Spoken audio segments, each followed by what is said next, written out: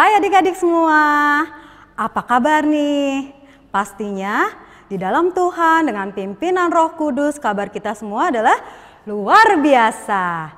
Ya, ketemu lagi kali ini dengan Kak Erni. Ini adalah minggu kedua kita beribadah bersama-sama. Meskipun masih di ruangan yang berbeda, kita sama-sama belum bisa berkumpul lagi di ruang kelas kita, tapi ini tidak menghalangi kita untuk bersama-sama memuji Tuhan. Nah, adik-adik masih ingat tema minggu lalu yang Kak Erni sampaikan lewat cerita apa? Nah, masih ingat kan? Betul, yaitu temanya adalah Roh Kudus dan Pentakosta. Pada minggu kedua ini kita akan melanjutkan pembahasan kita dengan tema karunia-karunia Roh Kudus. Mari kita akan siapkan hati kita untuk memuji Tuhan. Kita akan nyanyikan pujian Allah Roh Kudus.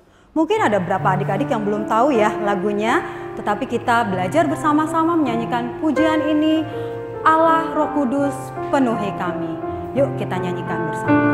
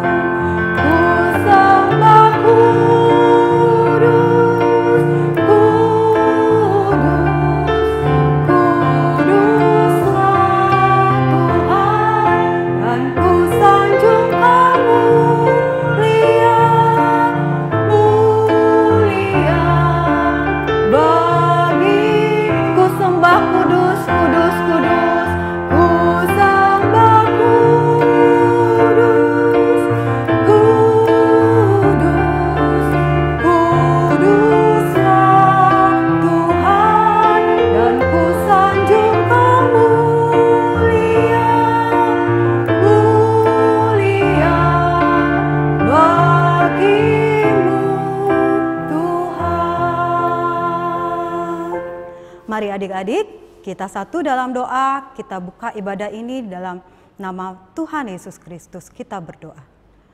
Bapa di dalam surga, sungguh kami mengucap syukur Tuhan, terima kasih kembali di hari Minggu ini kami boleh bersama-sama mengadakan kebaktian beribadah untuk kelas praremaja GKI Perumahan Citra 1. Terima kasih Tuhan untuk hari ini, untuk semua kebaikan Tuhan, dan kami mohon pimpinan Roh Kudus membimbing dari awal hingga akhir, dan biarlah firman nanti yang akan disampaikan oleh Ibu Susi juga boleh dapat kami pahami dan mengerti. Terima kasih ya Tuhan, di dalam nama Tuhan Yesus Kristus kami berdoa dan mengucap syukur. Amin. Ya, adik-adik, kali ini tadi kakak sudah sebut kita memiliki tema yaitu karunia-karunia Roh Kudus. Nah, apa saja karunia-karunia Roh Kudus itu? Kita akan dengarkan lewat firman Tuhan yang akan disampaikan oleh Ibu Susi. Sebelumnya, kita akan angkat pujian, judul lagunya Roh Kudus yang Manis. Mari kita nyanyikan.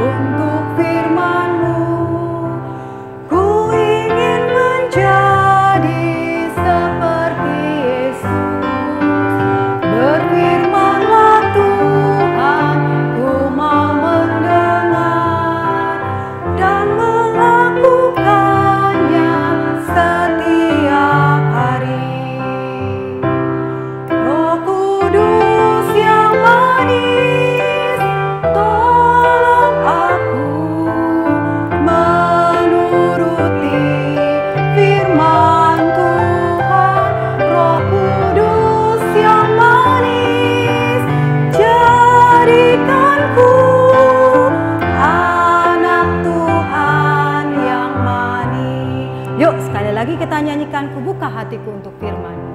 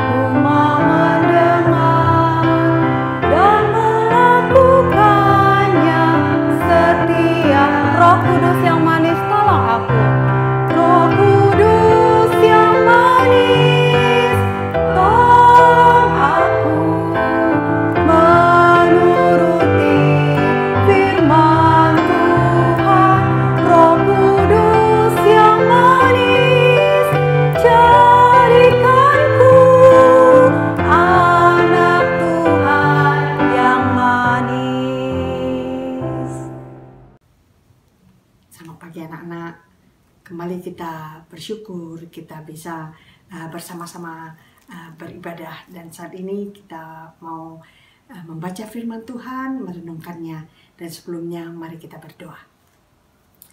Kembali kami datang karunia Tuhan, sungguh kami bersyukur Engkau memberikan kesempatan bagi kami untuk dapat bersama-sama beribadah, walaupun kami tidak ada di dalam kelas, tetapi kami online, tetapi biarlah Engkau memberkati kami satu persatu Tuhan, anak-anak Tuhan, supaya kami bisa sungguh-sungguh membuka hati kami, membuka pikiran kami, dengan sungguh-sungguh kami mau belajar dari firman yang akan disampaikan. Berkati kami masing-masing dan juga guru kami yang akan menyampaikan, biarlah kebenaran firman-Mu boleh dinyatakan pada hari ini. Terima kasih Tuhan Yesus, di dalam nama-Mu kami berdoa. Amin. Oke, hari ini tema kita adalah karunia-karunia Roh Kudus.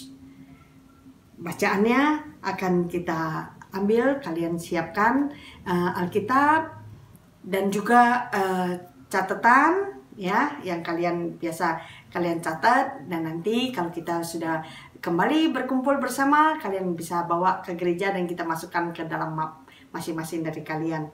Oke, kita akan baca dari 1 Korintus 12 ayat 1 sampai 11.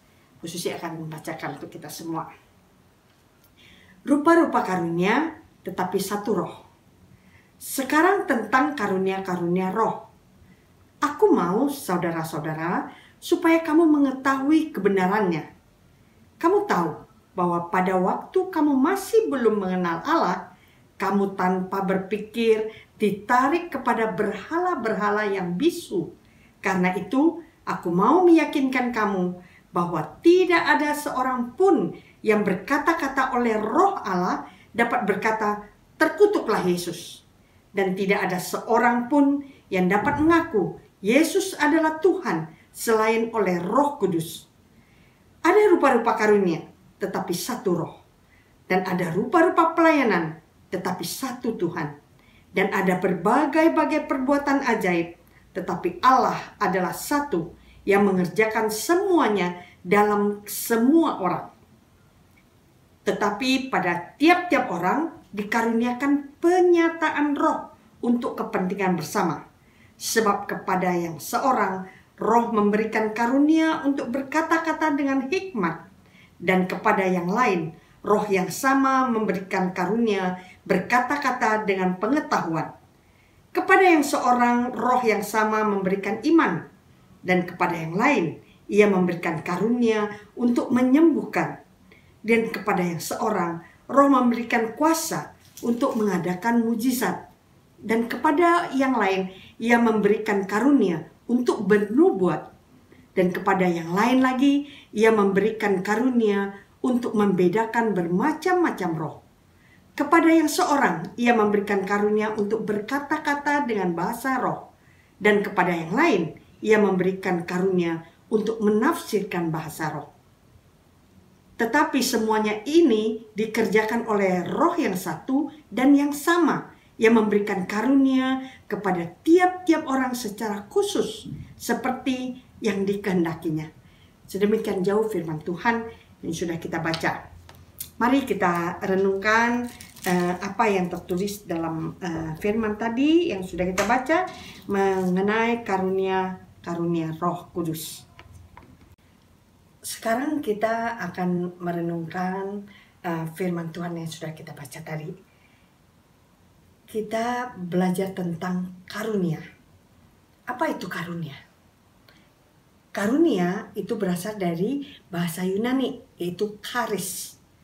Adalah sesuatu yang diberikan, tidak dicari, tapi tidak selalu bisa didapat. Dan karunia roh itu tidak bisa dipelajari dan tidak ada kursusnya. Ya, ini merupakan spiritual gift. Oke. Dan karunia Roh Kudus yang tadi telah kita baca itu karunia kata-kata hikmat. Ini ada gambar apa kira-kira? Ya, saat Salomo didatangi oleh dua orang ibu yang mengaku adalah yang memiliki seorang bayi. Jadi Salomo harus menentukan siapa ibu yang sebenarnya. Nah, untuk itu Salomo menyuruh untuk membelah aja bayinya supaya masing-masing dapat sepotong atau sebelah dari bayi tersebut. Si satu ibu itu dia berteriak, dia bilang jangan kasih aja ke ibu yang satu. Nah, dan Salomo tahu karena ibu yang benar yang memiliki anak adalah ibu yang tidak rela anaknya disakiti dan tidak rela anaknya mengalami luka atau mati. Ya, makanya dia rela dirinya kehilangan anak untuk supaya anaknya bisa selamat. Itulah hikmat yang ada dari Salomo. Yang kedua, karunia berkata-kata dengan pengetahuan. Ini gambar apa? Itu Paulus yang pada saat itu dia bernama Saulus. Dia sedang dalam perjalanan ke Damsyik.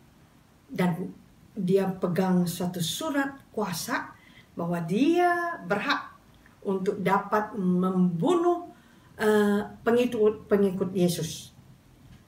Dengan semangat dia melakukan perjalanan itu. Belum sampai di Damsyik, terjadi sesuatu. Dia melihat cahaya yang terang dari langit yang membuat dia jatuh dan akhirnya matanya menjadi buta. Dan saat itu ada suara, yaitu mengatakan, "Saulus, Saulus, mengapa engkau menganiaya aku?" Dan Saulus bertanya, "Siapakah engkau, Tuhan?" Dan, "Akulah Yesus yang engkau aniaya itu." Wah, di sana Saulus baru tahu dia berjumpa dengan Yesus sendiri. Dan Yesus mengatakan, "Ya, engkau pergilah ke kota, di sana dia akan mendapat perintah yang lainnya." Dan setelah kejadian itu, Saulus berubah 180 derajat. Yang tadinya dia mengejar-ngejar untuk menghabisi, membunuh pengikut Yesus, menjadi seseorang yang bersemangat mau memberitakan kabar baik akan perbuatan-perbuatan Yesus kepada semua orang. Ya, sehingga banyak hal yang dia lakukan. Dia tulis di dalam surat-suratnya, dan juga dengan pengetahuannya juga dia yang tidak belajar dari Yesus langsung waktu Yesus masih ada di dunia, atau dari murid-murid Yesus yang mengajar, karena mereka mendapatkan langsung dari Yesus, tetapi dia mendapatkan langsung pengetahuan dari Yesus melalui Roh Kudus. Itu yang dialami oleh Paulus. Selanjutnya, yang ketiga adalah karunia iman. Di sana ada gambar Simeon dan Hana. Kejadiannya saat Yesus berumur 8 hari dan orang tuanya membawa Yesus ke bait Allah untuk disunat. Dan saat itu Simeon dipimpin oleh Roh Allah untuk datang ke bait Allah untuk menemui bayi Yesus. Begitu dia melihat, langsung dia menyambut anak itu dan menatangnya sambil memuji Allah. Katanya, "Sekarang Tuhan, biarkanlah hambamu ini pergi dalam damai sejahtera sesuai dengan firman-Mu, sebab mataku telah melihat keselamatan yang daripadamu, yang telah Engkau sediakan di hadapan segala bangsa, yaitu terang yang menjadi penyataan bagi bangsa-bangsa lain dan menjadi kemuliaan bagi umat-Mu Israel." Dan di sana juga ada Hana, yaitu janda yang juga sudah berumur, dan dia tinggal di bait Allah, dan dia juga datang melihat bayi itu, dan dia menyatakan, menceritakan kepada orang lain tentang Mesias, juru selamat yang telah dilihatnya kepada orang-orang yang membutuhkan keselamatan. Itu iman yang ada dalam diri Simeon dan Hana. Yang keempat, karunia untuk menyembuhkan. Tuh, kalian lihat, ini kita sudah pernah juga membicarakan di dalam kelas, yaitu Petrus yang saat itu lewat bersama dengan Yohanes di depan bait Allah. Dan biasa di depan bait Allah itu ada peminta-minta yang lumpuh sejak bayi. Terus dia juga minta kepada Petrus untuk diberikan sedekah. Tapi Petrus bilang, "Emas dan perak aku tak punya, tetapi apa yang aku miliki akan kuberikan padamu. Di dalam nama Tuhan Yesus, bangkitlah." Dan dia mengangkat orang yang lumpuh itu. Orang lumpuh itu berdiri, dan dia bisa berjalan sambil melompat-lompat kegirangan karena dia baru mengalami kesembuhan dari kelumpuhannya. Dan ia mengikuti mereka masuk ke dalam bait Allah sambil dengan sukacita memuji Tuhan. Selanjutnya kita kepada karunia kelima, yaitu karunia untuk mengadakan mujizat. Kalian lihat dalam gambar ada Nabi Elia bersama dengan seorang ibu, yaitu janda Sarfat. Kalian sudah tahu ceritanya bahwa Elia meminta perempuan Sarfat ini untuk membuatkan roti bagi dia. Tetapi wanita ini mengatakan, aku cuma punya segenggam tepung dan sedikit minyak untuk membuat 1 potong roti yang akan kami makan, aku dan anakku. Dan setelah itu kami tidak punya apa-apa lagi. Tapi Elia tetap bilang, udah, buatkanlah aku sepotong roti. Dan ibu ini dengan taat dia melakukannya. Dan setelah selesai dia mempersembahkan kepada Elia. Tapi apa yang terjadi? Di dalam tempat tepung si ibu itu terus ada tepungnya, tidak pernah kosong. Juga tempat minyaknya juga tidak pernah kosong. Dan si ibu bisa membuat roti setiap hari. Dan mereka tidak mengalami kelaparan sampai musim kering itu lewat. Dan itulah mujizat yang terjadi oleh Nabi Elia karena Roh Kudus. Karunia keenam adalah karunia untuk bernubuat. Ini telah dilakukan oleh Yesaya. Dia bernubuat tentang Yesus yang akan mati di kayu salib. Itu telah dia katakan, bisa kalian baca nanti, catat ya, Yesaya 53 ayat 2-12, bahwa Yesus akan menderita di kayu salib untuk menanggung dosa kita. Dia telah bernubuat untuk hal yang terjadi jauh ke depan. Itu adalah nubuat. Yang ketujuh adalah karunia untuk membedakan bermacam-macam roh. Kemampuan untuk membedakan kebenaran dari firman dengan doktrin sesat yang diajarkan oleh iblis. Itu sangat perlu kita minta. Karena pada saat ini juga banyak sekali nabi-nabi palsu. Makanya kita membutuhkan hikmat, membutuhkan karunia untuk dapat membedakan mana yang berasal dari Tuhan, mana yang berasal dari iblis. Karenanya kita harus membaca firman Tuhan, kita harus mempelajarinya, merenungkannya, sehingga Roh Kudus dapat memberikan pada kita petunjuk untuk mana yang harus kita pilih dan kita dengar, supaya kita jangan terjebak oleh tipu daya iblis. Selanjutnya karunia ke-8 adalah karunia untuk berkata-kata dengan bahasa roh.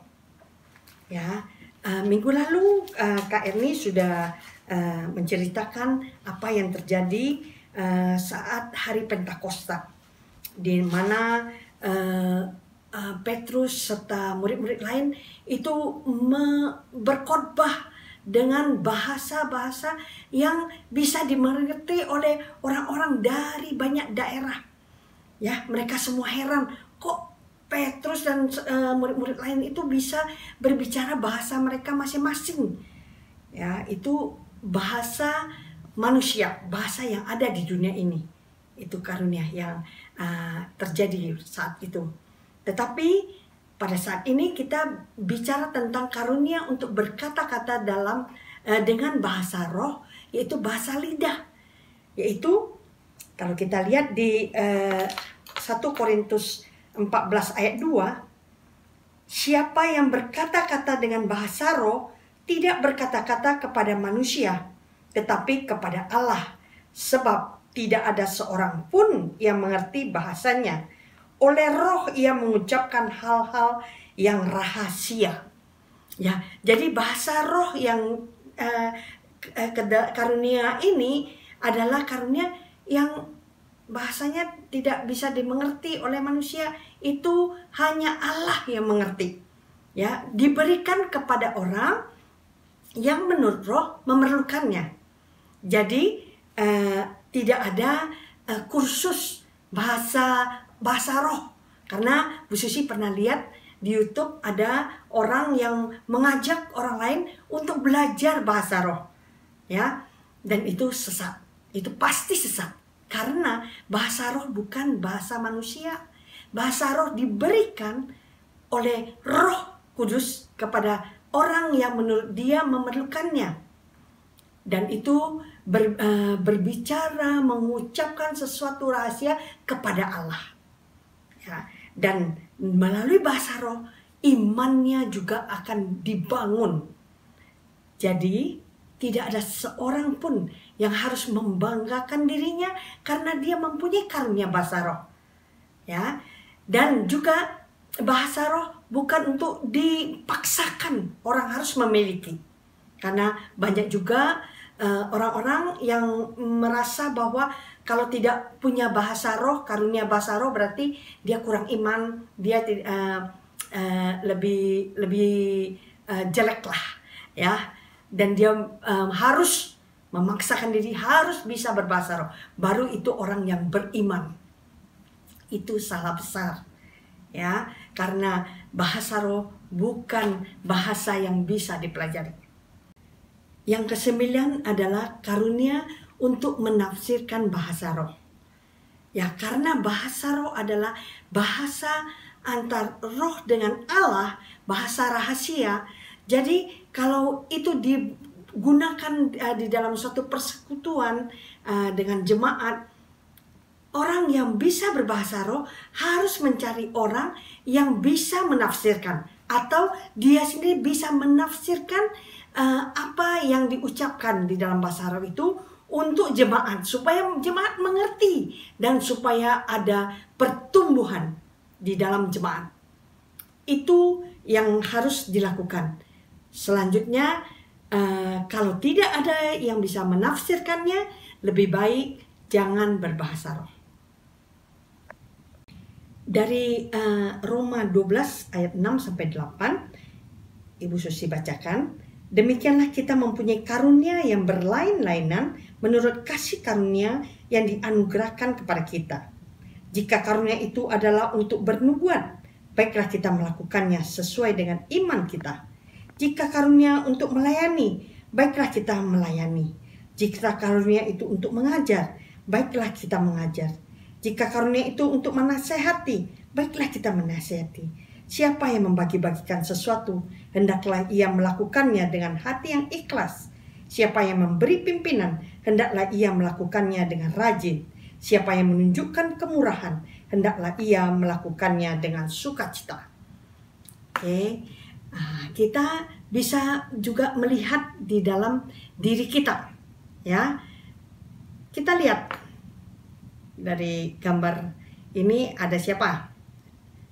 Ada Kristo, ada Marcel yang sedang melayani. Nah, dari Roma ini kita lihat ada karunia melayani, ya, melalui talenta yang kita punya. Tuhan bisa pakai sebagai karunia melayani di dalam diri kita. Kristo yang dulu di awalnya tidak bisa main gitar, tetapi mempunyai keinginan untuk bisa melayani main gitar. Jadi belajar dengan Kak Hendro, terus akhirnya dia bisa memimpin, ya, dan mengiringi puji-pujian kita bersama dengan Marcel. Dan itu adalah suatu kemampuan alamiah yang dipersembahkan kepada Tuhan untuk kemuliaan namanya. Kemampuan untuk mendapat suatu cara untuk mengekspresikan sebuah karunia rohani. Ya, mengenal karunia yang diberikan Tuhan, kita juga bisa lihat dari pelayanan Kathleen yang terakhir, memberanikan diri juga. Juga ada Bruce yang main keyboardnya. Dan kita juga kenal Rafael, ya, yang bisa berdoa begitu bagus. Kita juga ada Matthew, ada Marvel, ada Fanuel, ya. Dan di dalam setiap daripada kalian itu ada karunia pelayanan yang kalian bisa gunakan untuk apa talenta yang ada dalam diri kalian itu bisa menjadi berkat bagi orang lain. Misalnya Marvel yang bisa main biola, bisa main gitar, bisa main keyboard, piano. Itu puji Tuhan, di saat-saat akhir dia juga ikut bergabung. Berarti di kelas kita sudah banyak teman-teman kita yang mempergunakan talentanya. Dan karunia Roh Kudus dalam tubuh Kristus itu untuk saling melengkapi, dan gunanya bukan untuk hebat-hebatnya kita, tetapi untuk kemuliaan Tuhan. Puji Tuhan, kita di dalam kelas kita rindu untuk bisa ketemu kembali seperti foto yang ada ini. Dan setiap daripada kalian punya talenta yang bisa kalian persembahkan kepada Tuhan, yang bisa Tuhan pakai. Dan karunia juga Tuhan akan berikan sesuai dengan menurut Tuhan apa yang baik bagi dia. Roh Kudus bekerja dalam semua aspek kehidupan kita. Penyebaran kuasa Roh Kudus terjadi sejak Pentakosta sampai saat ini. Ini membuktikan bahwa Roh Kudus bekerja dalam semua aspek kehidupan kita. Masa pandemi ini kita mengalami krisis multidimensi. Aspek kesehatan, ekonomi, keamanan, keimanan, dan lain-lain. Krisis ini bisa kita atasi kalau kita mau dekat dengan Roh Kudus. Karena pekerjaan Roh Kudus multidimensi. Dia adalah penolong yang Tuhan sediakan bagi kita semua. Mari kita berdoa. Kembali kami datang karya-Mu ya Tuhan, bersyukur bahwa kami boleh membahas tentang karunia-karunia yang diberikan Roh Kudus secara spesial bagi setiap orang, setiap anak-anak Tuhan yang menurut Roh Kudus memerlukan karunia ini. Oleh sebab itu kami membuka hati kami Tuhan. Kami mau menerima apa yang Engkau berikan bagi kami. Karunia apa yang dapat kami kerjakan Tuhan. Dan satu hal, biarlah Roh Kudus selalu mengingatkan, bukan untuk menyombongkan diri kami, tetapi semuanya itu untuk mempermuliakan nama Tuhan. Pakai kami Tuhan sebagai alat di tangan-Mu. Datang Roh Kudus, ku doa, Roh yang manis dan lembut, datang dengan kuat kuasa-Mu, seturut kehendak-Mu.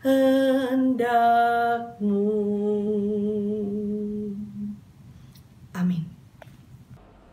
Nah, adik-adik, kita sudah dengar firman Tuhan dan kita akan imani terus adik-adik bahwa karunia-karunia Roh Kudus jika kita lakukan, jika kita berikan untuk pekerjaan Tuhan, untuk kemuliaan Tuhan, tentunya akan sangat menyenangkan hati Tuhan.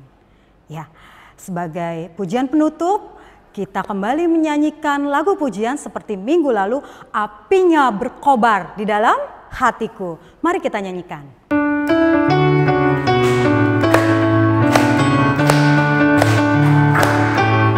Apinya berkobar dalam hatiku, jiwaku sangat karena kuasa-Nya.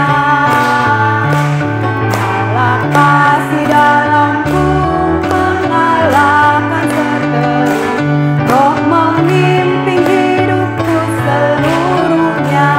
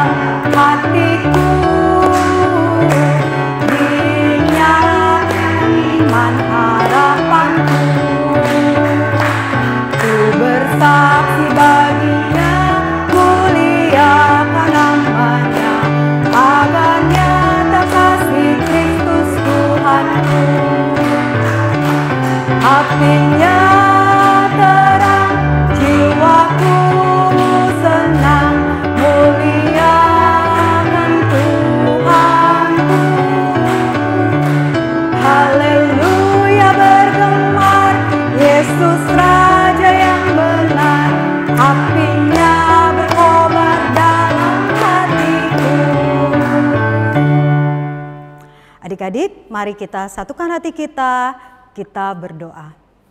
Sungguh kami mengucap syukur Tuhan, kami berterima kasih kalau ibadah kami sudah sampai di akhir. Kami mengucap syukur untuk ibadah pada Minggu tanggal 14 Juni ini. Terima kasih Tuhan untuk apa yang sudah kami dapatkan tentang karunia-karunia Roh Kudus. Roh Kudus yang menolong kami agar kami peka Tuhan, untuk kami boleh juga memaksimalkan apa yang sudah Tuhan karuniakan untuk kemuliaan Tuhan. Terima kasih Tuhan, kami juga berdoa untuk teman-teman kami yang mungkin dalam keadaan tidak sehat, sakit. Tuhan yang menolong, Tuhan yang memberkati dan melindungi. Kami juga berdoa Tuhan untuk teman-teman yang mengalami kesedihan, Tuhan yang menghibur. Terima kasih Tuhan, kami menyerahkan kehidupan kami selanjutnya hanya ke dalam tangan Tuhan.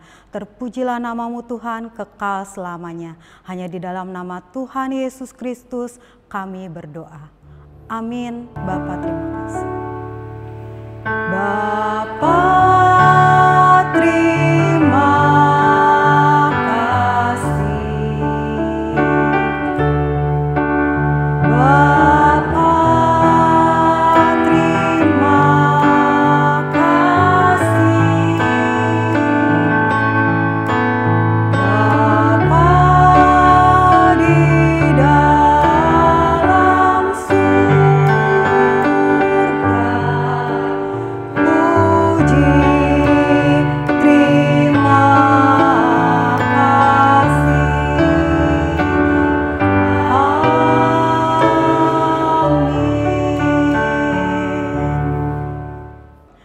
Selamat hari Minggu adik-adik semua. Semoga kita semua selalu dalam lindungan Tuhan, dalam keadaan sehat selalu. Sampai ketemu lagi di minggu berikutnya.